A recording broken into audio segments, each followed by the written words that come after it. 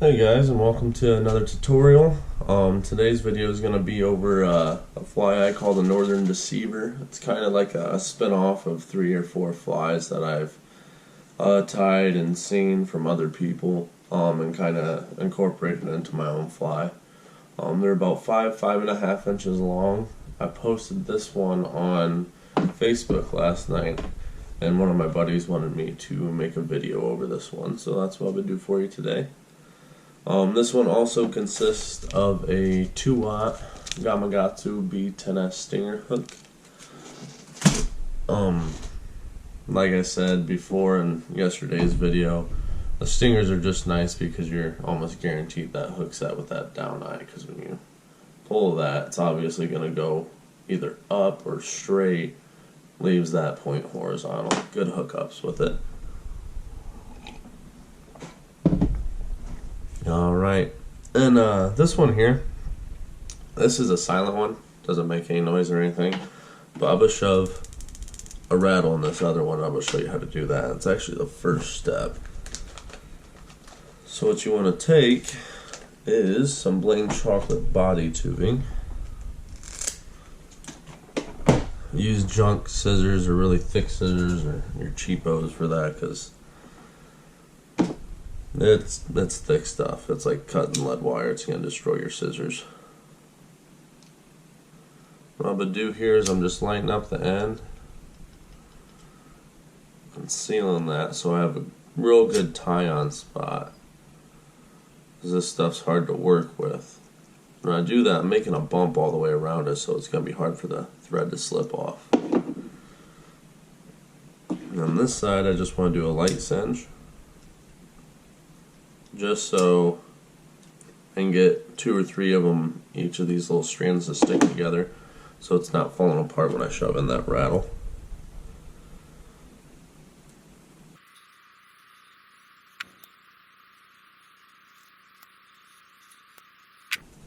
Alright, and that's going to be your rattle there. And you got a nice long spot to tie off, and that side's all sealed, so it's not going to fall out. Nice tight wraps.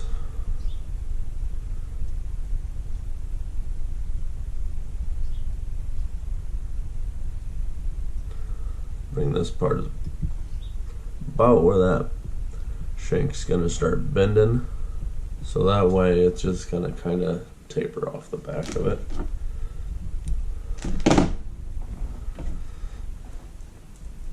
Let's flip this for this one.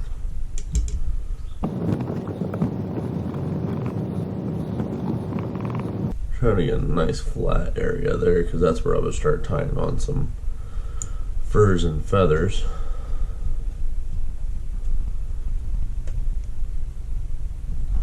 And this one today is mainly just going to be bucktail.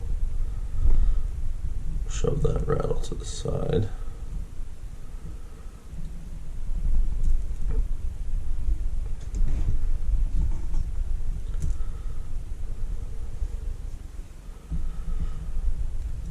Get a whip finish on that part.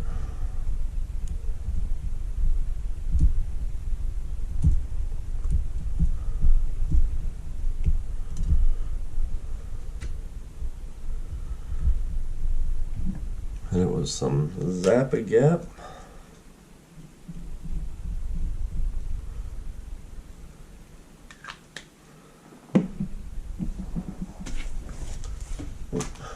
Next step is adding a little bit of Icelandic streamer hair. I use this 2 different ways, and I think I use it a way that's probably completely wrong, but I like it for this style of fly. This way I get a nice whipsy tail out of it.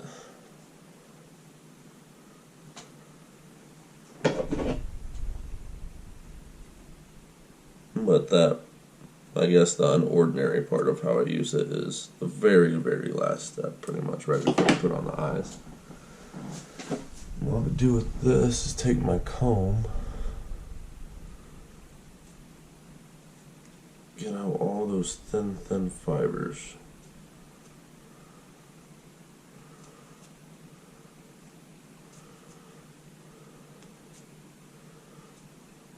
Almost make a pretty good dubbing out of it though. And these are all those super thin fibers that were way down in there. I don't really save material like that. I got so much dubbing, so I'm just gonna toss mine.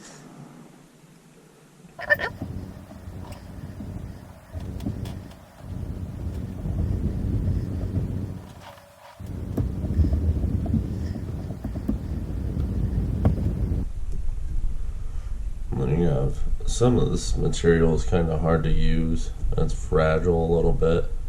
So I would come through here and pull out all those extra strands that didn't get tied in. Got some of that super glue on my hands.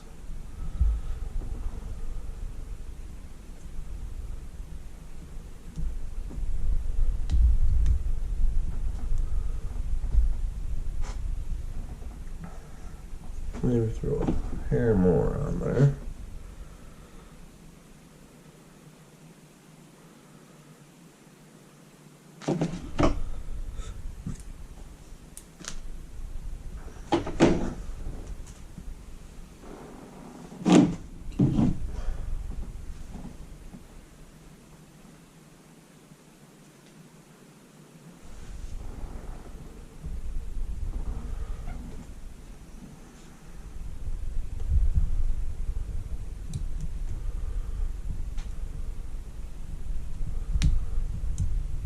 Oh, and one thing I didn't show you right there is when I'm putting on this tail with material like this, I like to make sure that it's not all ending at the same spot.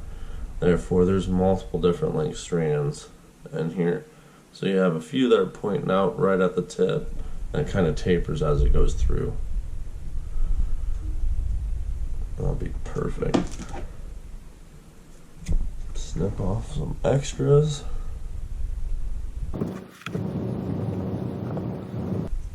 And then here's where we're going to start adding a little bit of feather and getting into that bucktail. These are barred rooster saddle necks, I believe they're called. I want to find two of them that are roughly the same length.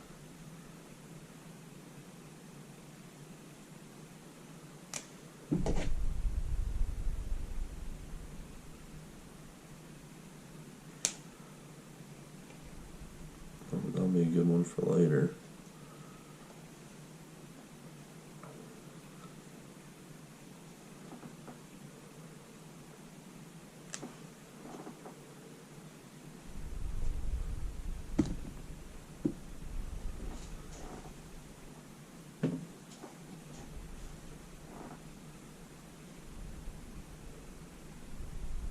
Throw a couple of these, or one on each side.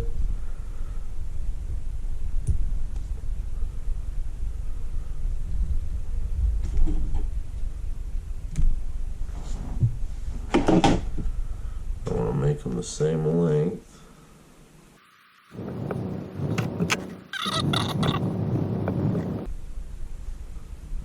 These are a great clear water fly or murky water fly.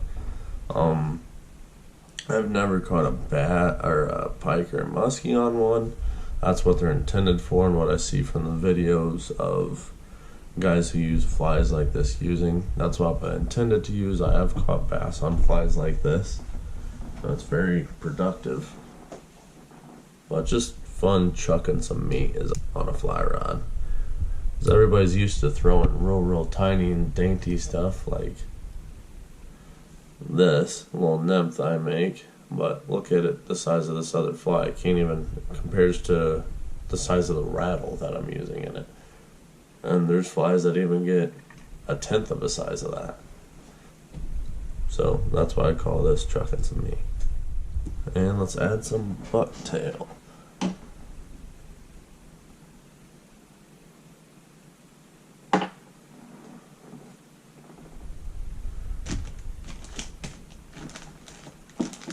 Let's throw a little flash first. That's another thing with these bigger flies. I just throw flash whenever I can. I love this crystal flash. It's got like a texture to it.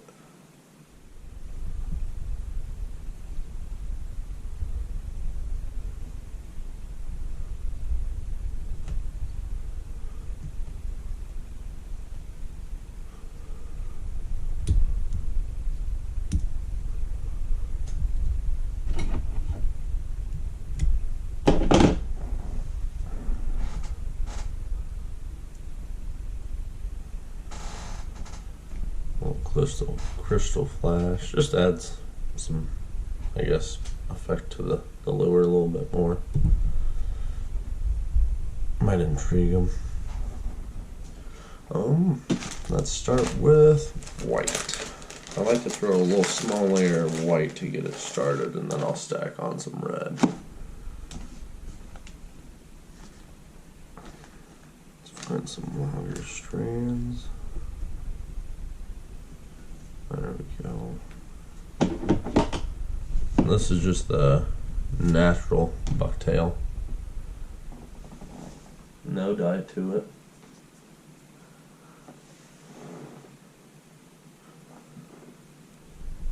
What you want to do with this, I do 3 wraps like that, tighten it down just a hair, not much.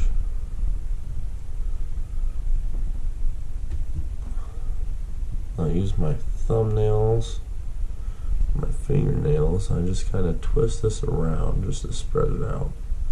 Then what you're going to do, this bucktail, I mean, you're not gonna see it with the naked eye, but the tips are like more solid, down towards the tail part itself. Those tips are all hollow. So what you're gonna do, singe it down. You might rotate stuff a little bit, and it flares out. You can see how all this is flaring out now. It's doing that on the opposite side as well. That's how you get your fly to be more bulky, push more water. That's exactly what you want.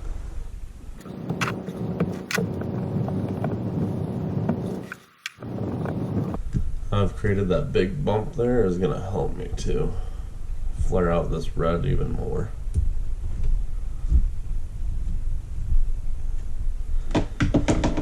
That was Zap-a-Gap. Now I'm going to grab like half of a number 2 pencil worth, like big around, for this chunk of red.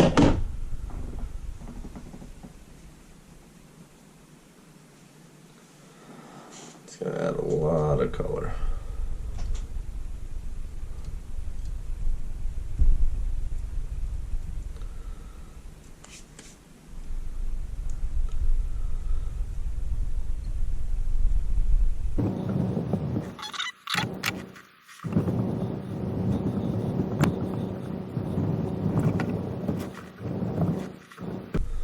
This one is a longer tie. This one probably, I mean, if you're really cranking them out, trying to, I would say a good 15-20 minutes, at least for myself.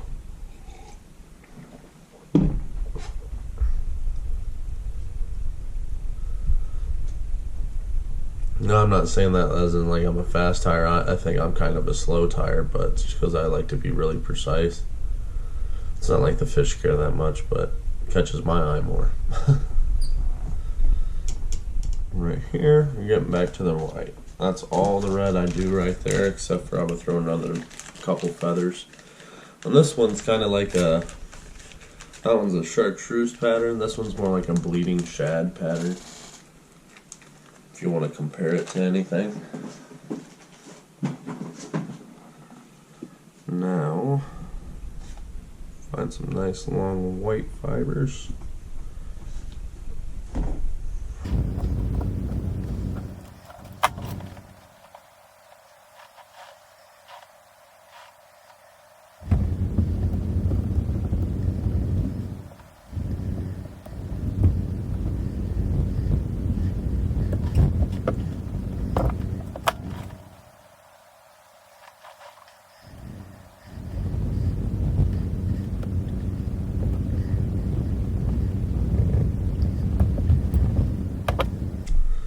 See how bulky this fly is getting now. It's gonna be pushing a lot of water.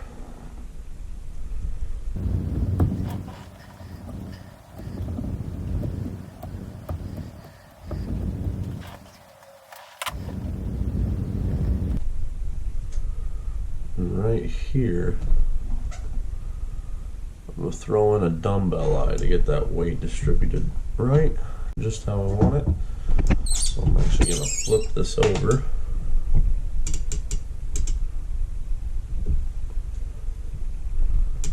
I created that little notch there. Doesn't matter what color you use because I'm going to cover mine up with eyeballs anyways. Make the fly look a little bit more attractive.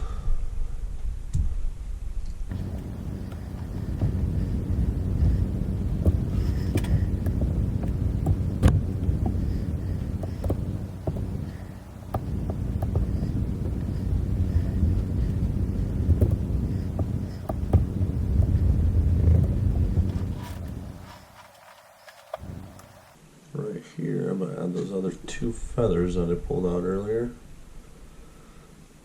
Put them right behind the eyes. Just give them about a 4-inch lateral line.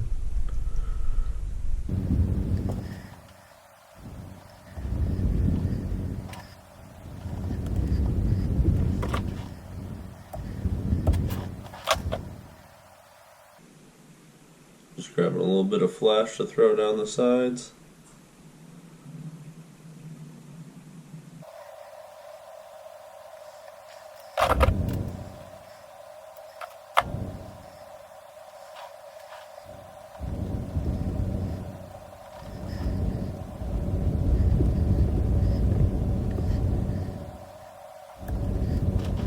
And here comes for that one part where I said that Icelandic streamer fur or streamer hair. I said that was like non-traditional. So let me get some of this stuff out of my way real quick.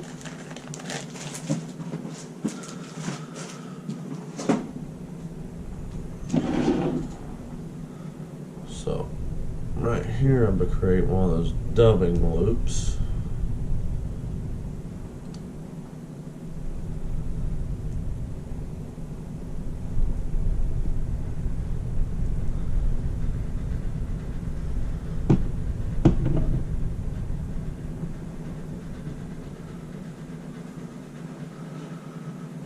I'm going to take a bunch of this stuff towards the base here.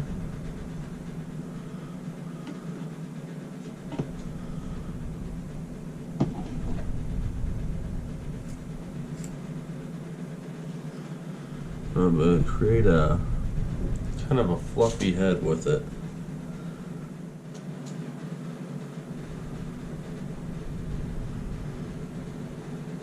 Where's that tool at?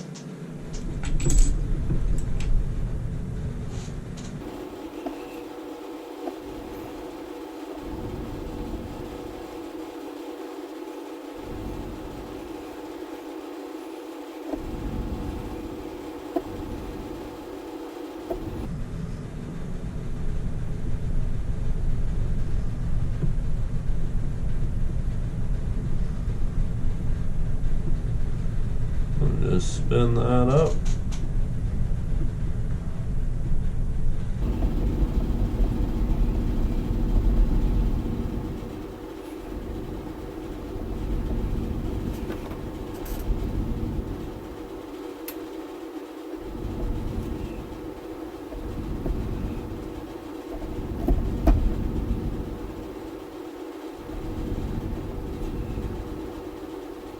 Just plucking out some of this hair so I get a nice fluffy head there.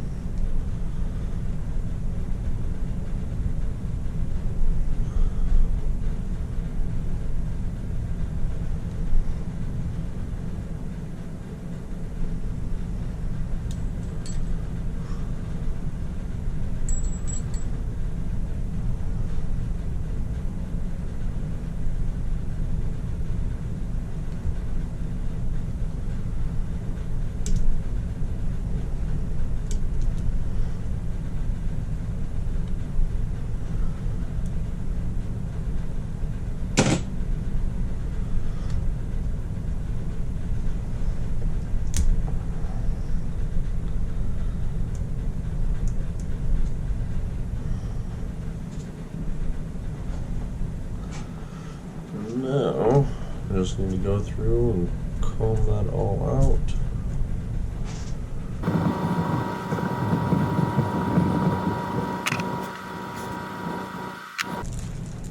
Now it's time for the very last step. I can go ahead and whip finish this.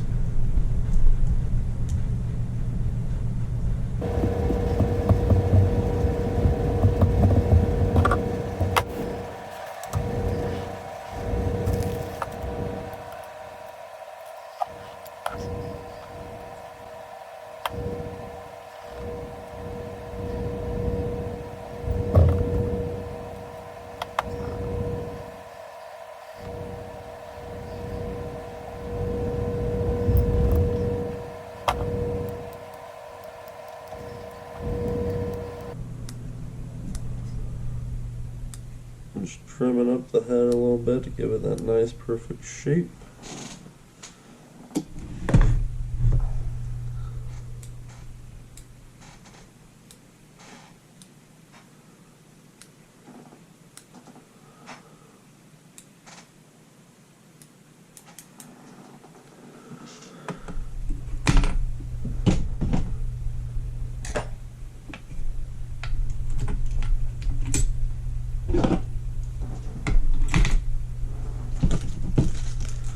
Let those dry there a little bit.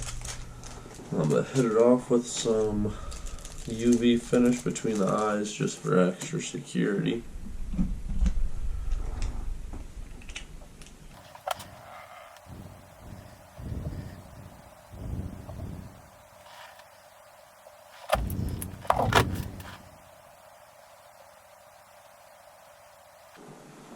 This stuff is really strong, this UV.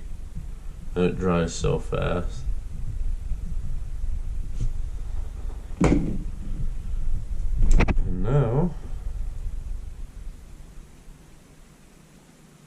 here's your finished product after I trim it up just a little bit more.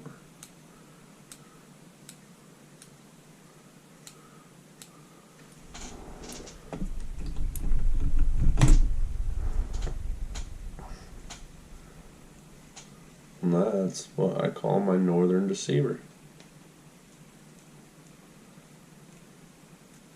Looks a lot better once it's wet. And then I'll let it dry. That's kind of what you'll see, how big and poofy and kind of doesn't have a shape this one is. And then this one has its shape real well. Because all I did was put it in the sink for 30 seconds, pulled it out and let it dry. Well, that's how I get it to look that way. But Northern Deceiver, easy as that. Thanks for watching. I'll see you in the next video, which will probably be Tuesday.